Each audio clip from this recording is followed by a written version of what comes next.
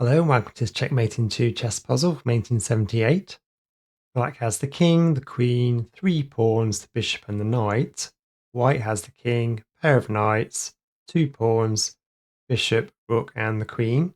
It's white's turn. Can you see the checkmate in 2? Moving your knight to b6 is only a mate in 3, but it is a force mate. King can go to e5. You can then check with your queen. The king is then forced to move to f5. And then you can checkmate in just 3 with your knight. Checking the king with the knight to f4 move is only a mate in 3.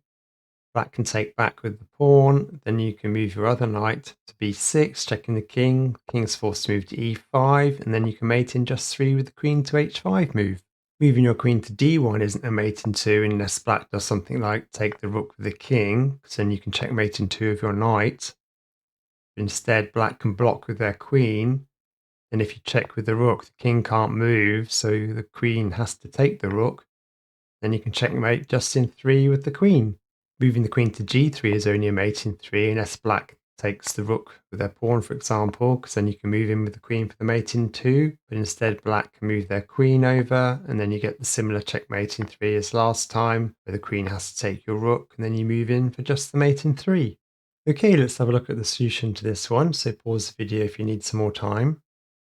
To get the checkmate in 2 for white, you need to move your queen to c2. The black queen takes your queen, you can then move your rook to d4 to do the checkmate in 2. If black decides to take the rook with their pawn, you can move your queen to g2 to do the checkmate in 2.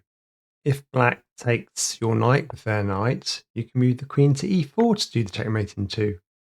If black decides to take your rook with their king, you can move your knight to b6 to do the checkmate. If black tries to get sneaky by taking your pawn with their queen, checking your king, you can just take the queen back with your knight to do the checkmate in 2. That's the end of this video. Please like and subscribe, and I'll see you again soon.